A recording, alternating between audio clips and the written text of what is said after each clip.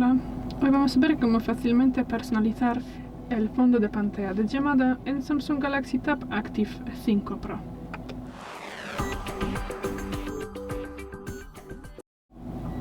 Para esto abrimos la aplicación del teclado de marcación y de contactos. Luego pulsamos aquí estos tres puntos y entraremos en Ajustes, la tercera posición.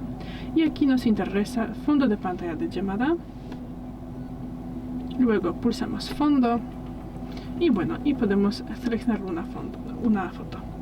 En mi caso será de galería, esta.